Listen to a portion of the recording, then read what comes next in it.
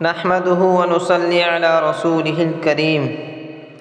محترم عزیز ساتھیو، قرآن کا پیغام صرف بندگی رب ہی نہیں ہے بلکہ شریعت خداوندی کا نفاذ اور قوانین الہی کا اجرا بھی قرآن کا پیغام ہے، کیونکہ انسان صرف مخلوق اور بندہ ہی نہیں ہے بلکہ اللہ تعالیٰ کا خلیفہ بھی ہے۔ انداز بیاں حکائی ہے تاکہ اسلوب کی یکسانی سے اکتاہٹ پیدا نہ ہو۔ حکایت کے انداز میں پیغام دینے سے ایک اور فائدہ یہ ہوتا ہے کہ بہت سے ضمنی سوالات کے جوابات خود بخود سامنے آتے چلے جاتے ہیں۔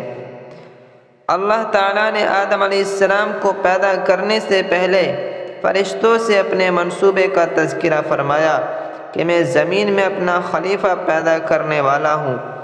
یہاں سوال پیدا ہوتا ہے کہ خلیفہ کسے کہتے ہیں، اس کی ذمہ داریاں کیا ہوتی ہیں اور خلیفہ بنانے کے مقاصد کیا ہوتے ہیں۔ علامہ صابونی لکھتے ہیں، آدم علیہ السلام کو خلیفہ بنایا گیا کیونکہ وہ اللہ تعالیٰ کے نائب اور قائم مقام بنائے گئے تھے، احکام قوانین کے جاری کرنے، ربانی فرامین اور شریعت الہی کو نافذ کرنے میں۔ واقعہ یہ ہے کہ انسان اللہ کی مخلوق ہے، اس لیے اس کو چاہیے کہ اللہ ہی کو خالق مانے۔ انسان اللہ کا مملوک ہے، اس لیے اسے چاہیے کہ اللہ ہی کو معبود مانے اور اسی کی بندگی کرے۔ انسان اللہ کا خلیفہ ہے، اس لیے اسے چاہیے کہ اپنی ذات پر، اپنے گھر پر، اپنے اہل و عیال پر، اپنی سوسائٹی اور معاشرے پر اللہ کے قوانین نافذ کرے۔ اپنے دل اور ذہن کو، اپنے اخلاق اور عادات کو، اپنی معاشرت اور معاش کو، اپنی سیاست اور اجتماعیت کو شریعت الہی کا پابند بنائے۔ دنیا کے تمام ملک اور تمام قوموں کے انسان اللہ کے بندے ہیں، اس لیے قرآن سب کو اللہ کی عبادت اور بندگی کرنے کی دعوت دیتا ہے۔ اسی طرح تمام ملک اور تمام قوموں کے انسانوں کو اس بنیاد پر کہ تمام انسان خدا کے خلیفہ ہے، قرآن رب کے قوانین نافذ کرنے کی دعوت دیتا ہے۔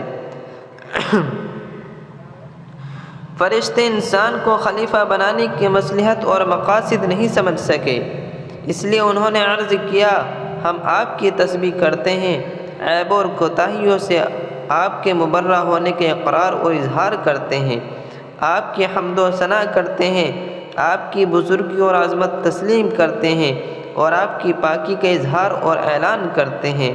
اللہ نے فرمایا، وہ مصلحت اور مقاصد تم نہیں جانتے ہو جو میں جانتا ہوں۔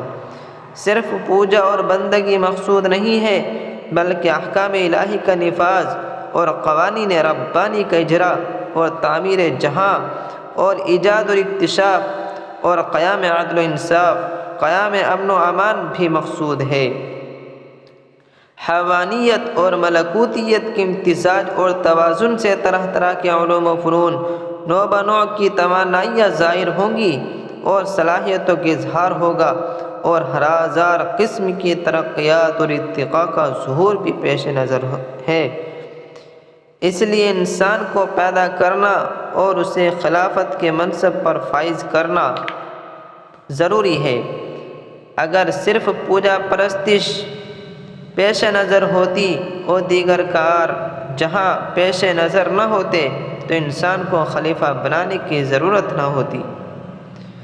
فرشتوں نے منفی پہلو تو بھاپ لیا تھا کہ اختیار پا کر اور خلافت کے منصب پر فائز ہو کر یہ خاک کا پتلا یقیناً خونریزی اور فساد انگیزی کرے گا۔ اگر انسان کو فساد انگیزی کی صلاحیت اور اختیار نہ دیا جاتا تو امن و امان قائم کرنے کی خوبیاں اور صلاحیتیں کیسے بروئے کار آتی؟ اگر خونریزی اور قتل و غارت گری کا اختیار اور آزادی اسے حاصل نہ ہوتی تو عدل و انصاف قائم کرنے اور سب کے ساتھ برابری کا برتاؤ کرنے اور سب کے حقوق دلوانے کی صلاحیتیں کیسے بروئے کار آتی؟ اس لیے اللہ تعالیٰ نے یہ فرمایا کہ انسانی خلافت کی مصلحتیں، خوبیاں، فوائد اور حکمتیں میں جانتا ہوں، تم نہیں جانتے۔ فرشتوں کے اٹھائے ہوئے سوال کہ خلافت انسانی کی مصلحتیں اور حکمتیں کیا ہیں؟ کا دوسرا جواب اللہ تعالیٰ نے آدم علیہ السلام اور فرشتوں میں علمی مقابلہ کرا کر کے دیا کہ علمی مقاصد اور مصلحتیں اولاد آدم کے ذریعے ہی پوری ہو سکتی ہے۔ فرشتوں نے اپنی علمی بے معنیگی کو فوراً تسلیم بھی کر لیا اور اللہ تعالیٰ کے علیم اور حکیم ہونے کا اعلان اور اظہار بھی کیا۔ اللہ تعالیٰ علیم ہے، یعنی سب چیزوں کو جانتا ہے، اس کا علم ازلی اور ابدی ہے، وہ ہر چیز کو اس کے وجود پذیر ہونے سے پہلے جانتا ہے اور اس کے فنا ہونے کے بعد بھی اس کے متعلق اس کا علم باقی رہتا ہے۔ وہ ہر ایک کی غرض و غایت اور ہر چیز کی مصلحت اور حکمت کے فوائد اور نقصانات سب کو جانتا ہے، ہر ایک کی کن اور ماہیت کو بھی جانتا ہے۔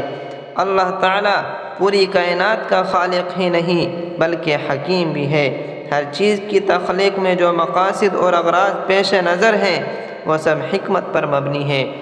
اس نے انسان کو پیدا کیا اور اسے خلیفہ بنایا، یہ دونوں کام بھی اپنے اندر ہزار حکمتیں رکھتے ہیں۔ اللہ کی نورانی مخلوق یعنی فرشتے کائنات کے طبعی انتظام پر لگے ہوئے ہیں۔ اگر اس مخلوق کو آدم کے آگے سر نڈر ہو جانے اور سجدہ ریز ہونے کا حکم نہ دیا جاتا تو انسان پھر خلافت کی ذمہ داری ادا نہیں کر سکتا تھا، مگر چونکہ بندگی رب کی ذمہ داری ہو یا خلافت کے فرائض، دونوں میں انسان کا امتحان مقصود ہے، اس لیے شیطانی قوتوں کے سرخیل ابلیس نے آدم علیہ السلام کے سامنے جھکنے سے انکار کر دیا۔ اس لیے دنیا میں ہمیشہ ابلیسی طاقتیں اور شیطانی قوتیں بندگی رب اور قوانین رب کے نفاذ دونوں میں آڑے آتی رہتی ہے۔ اللہ کے وفادار اور فرمانبردار بندے ہمیشہ بندگی رب کے سلسلے میں بھی اور قوانین الہی کے نفاذ کے سلسلے میں بھی شیطانی طاقتوں کے آگے حلف آرا رہتے ہیں اور رہنا بھی چاہیے۔ اللہ تعالی ہم کو اس پر استقامت نصیب فرمائے۔ وآخر دعوانا الحمد للہ رب العالمین۔